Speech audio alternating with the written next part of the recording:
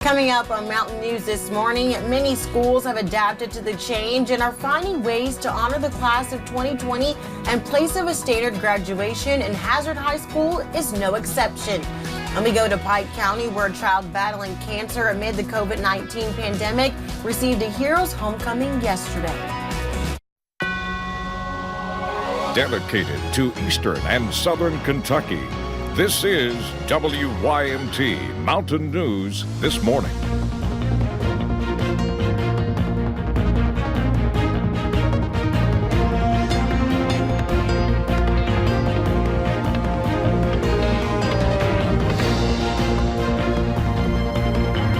Good morning, I'm Lacey Roberts. Thank you for joining me on Mountain News This Morning. Today is Tuesday, May 5th, or like we like to call it, Monday 2.0. I know you're hearing that rain coming down outside. The end of the sun was yesterday. Let's bring in Brandon Robinson for what we can expect for the rest of this week and bringing out that WYMT weather app as well.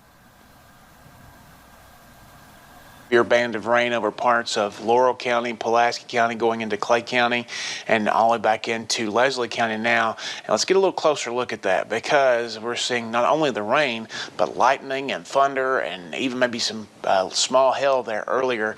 But now, I was talking about this, literally just talking about this, and the Weather Service must have heard me, because now there is a flood advisory there until 9:30 this morning for parts of Pulaski, Rock Castle, Laurel, and Clay County is also a little sliver of Jackson County there, because this band is just set there all morning long. So keep an eye on that. Remember, turn around, don't drown, don't go through any flooded roadways. We see temperatures this morning running in the 50s, and they'll get into the mid to upper 60s later today, thanks to some southwest wind blowing in some warmer air. And we'll see again those showers and storms continue off and on throughout the day. Lacey. Thank you, Brandon. A gas pipeline is shut off in Fleming County this morning after exploding yesterday afternoon. The pipeline is in the Hillsboro community. The fire was burning off of Highway 1013. The flames could be seen for miles. Thankfully, the explosions happened in a rural area and no one was hurt. Enbridge operates that gas line, and that's the same company whose line exploded in Lincoln County, killing 5 people. A well-known building in Breathitt County, the Fairso Woods Coliseum at Breathitt County High School, caught fire on Sunday. Luckily, no one was injured. The fire happened around 11 a.m. on Sunday, and it took crews about 4 hours to put it out. The Coliseum first opened in the 1960s when Lady Bird Johnson came to Eastern Kentucky for the dedication. But the gym is more than just a basketball court to Breathitt County. You know, this place means so much to our, not just our school, but our community, and to me personally, and to a lot of other families, and you know, and just our town in general, our county in general. So I'm so thankful that it's not as bad as it could have been. Moore says he is so thankful for the first responders. He says they are the reason the damage was not much worse. And last night, Governor Andy Beshear announced a total of 5,245 confirmed cases of COVID-19 in Kentucky. This after an increase of 163 cases yesterday. The governor also confirmed 8 new deaths, bringing the death toll to 261. More than 1,900 Kentuckians have recovered from the disease, and more than 60,000 have been tested. The class of 2020 is missing out on many of the most memorable parts of their senior year, like prom and graduation. But schools are finding ways to help honor their achievements. Hazard High School found a distinct way to showcase their seniors to those who pass by. After working with Perry Promise to get billboards to showcase their seniors to those driving by. Besides these billboards, the school is working to still have a graduation. We're not going to let these kids go silently into the night. I mean, it's our job to make them have as rich a graduation as we possibly can legally by law. You know, it's a little different, but we take what we can get and we do what we can, so it's all cool with us. Perry Promise is also working with Buckhorn and Perry Central to supply them banners so they can also honor their seniors. And as the coronavirus continues to impact plans and events, college graduates begin to feel the struggle of trying to find a job. With so many businesses closed, finding that first opportunity is leaving them with few places to turn. WYMT's Madison Pergram has more on what college seniors are going through.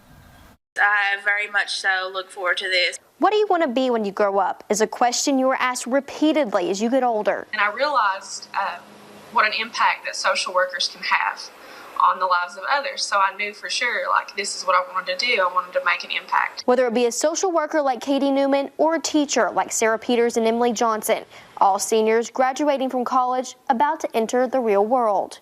I don't know when I can start applying for jobs because I don't know if there will be school next year.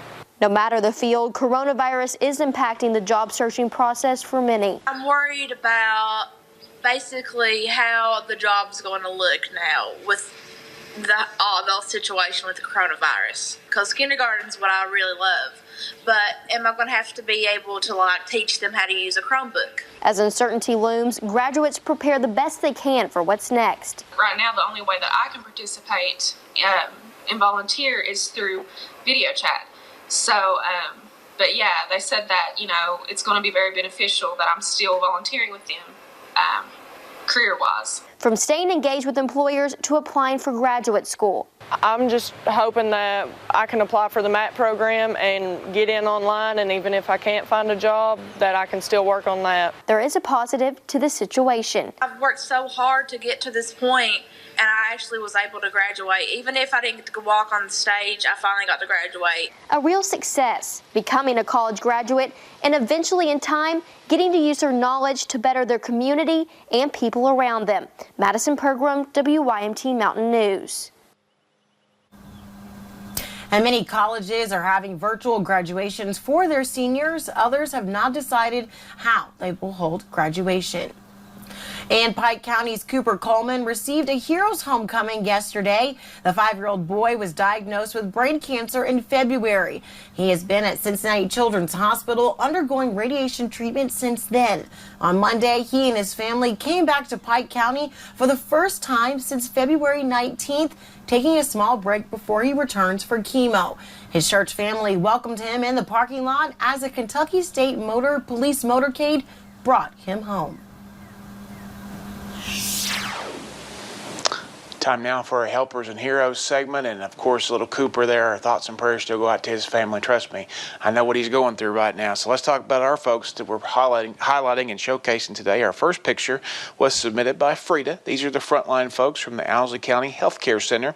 They show up, work long hours, and go above and beyond to help out their community. Thank you for being there for those who need you the most. Next, this hero may not be currently serving on the front lines, but that doesn't make his sacrifice no less great and appreciated. This is Russell Bill Rucker from Van Leer over in Johnson County. He's a World War II vet, a leader in his church and the community. He also celebrated his 99th birthday back on May 2nd. So happy belated birthday to him, and thank you for your service. And finally today, we meet Robin Gibson. This mother of 4 works as a pharmacy tech at East Kentucky Pharmacy in Heinemann. Her mother, Teresa, who submitted this photo, says after working all day to make sure her friends and neighbors have the medicine they need, she comes home and takes care of her family. And of course, lots of other folks out there across the region, healthcare workers, first responders, all kinds of folks on the front lines. And we appreciate you submitting those to us. If you'd like to submit your submission, go over to WYMT.com, find the Helpers and Heroes page, or right there on the homepage below the radar, you can click on the Add Media button. The time now is 6:42. We'll be right back.